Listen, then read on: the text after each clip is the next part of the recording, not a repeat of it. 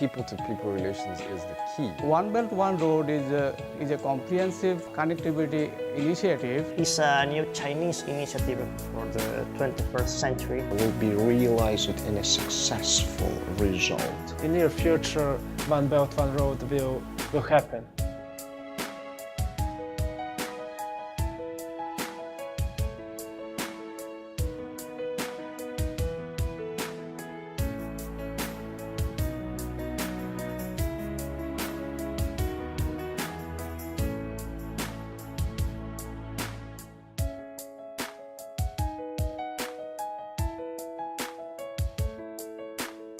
I am from Bangladesh. I am from Uzbekistan. Coming from Montenegro. From Córdoba, Argentina.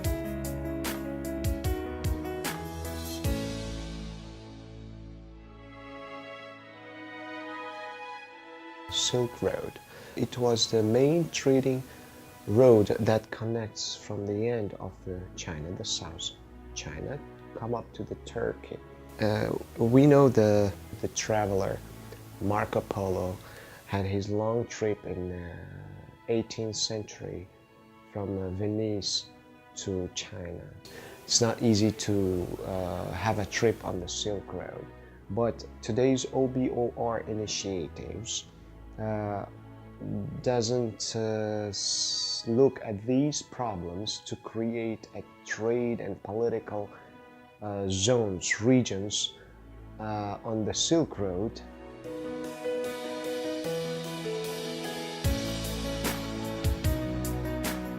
Initiatives of OBOR, One Belt, One Road, was spoken by Mr. Xi Jinping, President of People's Republic of China in Astana in 2013, September 16th. And it was really appreciated by the countries of Central Asia, Southern Europe, including Russia, Turkey, and nowadays, last year, 2015, February, it started the official proceeding of these initiatives. Belt and Road Initiative is comprised of land-based economic belt and maritime route. Land-based economic belt is consisted of China, Mongolia, and Russia Economic Corridor, China, Central Asia, West Asia Economic Corridor, and China-Eurasia Economic Corridor, China-Pakistan Economic Corridor, Bangladesh, China, India, Myanmar Economic Corridor, and China, Indo-China Economic Corridor. A lot of developing countries are included in this new Chinese initiative. For me, globalization is something that mixed of all cultures around the world. I think that's awesome idea because Europe and China will connect like before in ancient time. And I think it will be much more productive, not only in economical way, also in political way and social way, cultural way. China is in a main attention of the world because it's holding the biggest economy. Of course, there are some competitors. I wouldn't exclude that Russia, United States, or any countries, but China is holding the main economy. World economy for even though it's not today, but it's coming for 20 or 30 years. Essentially, it's an economic focus, yes. Essentially, it is developing industrial capacities. It's a new epoch in history. China can actually define a broad foreign policy that affects many countries, and that is a big move in international relations and politics. China going to establish a special economic zone in economically potential countries in Asia, Africa, and Europe. In Europe, in the land, it will go through the Turkey, Bulgaria, Romania. If you're speaking about the maritime, it will go through the Adriatic Sea. And the last spot, it will be Venice, in Italy. In the case of Bangladesh, the land-based economic corridor will go through the Bangladesh to the other South Asian countries, and Indo-China Economic Corridor, it also go through the Myanmar, beside the Bangladesh, to the Southeast Asia. The maritime route is also touch all the seaport of Bangladesh. So Bangladesh will be a regional hub of other regional countries and Southeast Asia. So Bangladesh's strategic value and geopolitical value will be increased. Uzbekistan will hold the transportation carrier, I would call it corridor, that brings all the trade way from China to the rest of the obor Silk Road. Really felt interested when I heard about One Belt, One Road, because it takes the historical basis, and nowadays it's the 21st century.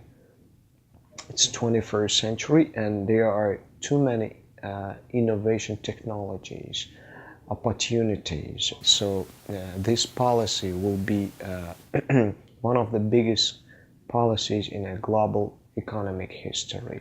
It's literally in its design phase. They're still trying to countries are signing on to a program, and this program is going to give them access to information, access to forms of trade, and so on. The African world is coming into that space a lot more, and I mean in a lot more constructive way, you know. And so this initiative really allows them or gives them the opportunity to engage those spaces better and to reform or change or create new institutions. So I'm looking forward while I'm studying at China, because I was spoken by my father that he was saying, like, for coming 20 years, China will be the strongest economy in the world for coming 20 years. So I'm learning Chinese and I'm studying. Yes, if you're an economist or if you're a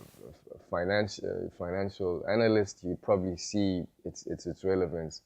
As a historian, for me, yes, it's relevant because of the possibilities it's about to create in terms of nation states' capability to interact with each other.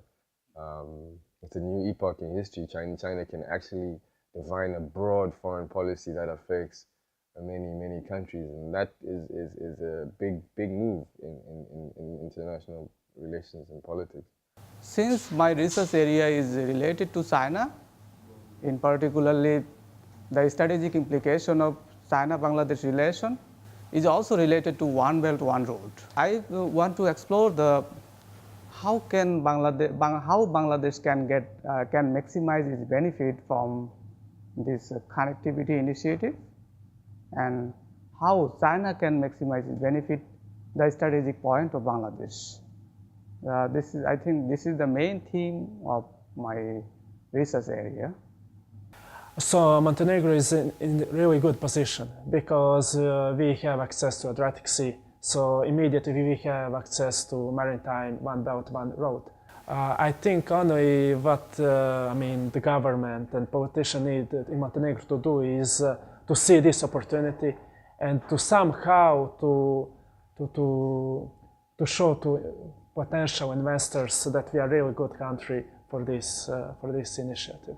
Well, I'm interested in the future that Argentina can be part of One Belt, One Road, of course, because for different situation and point, it's very important for us to be part to the One Belt, One Road. Not only Argentina, Latin America, Mercosur in this case is our interaction with Brazil, and the South America is very important for our continent, subcontinent in this case, to be part of the One Belt, One Road. So if we want to be part of One Belt, One Road, we need to study how we can be part of One Belt, One Road. And that's why my study, and that's why my interest in One Belt, One Road. For the experts who graduated in China and whose language proficiency is high, language level in Chinese high, they will be more required for the future. So that's why I thought I would have my contribution for a better future in there. So the first one that pulled me into the China was the history. The second one is culture. The third one is language. Yes, and the fourth one, of course, looking forward for the better future.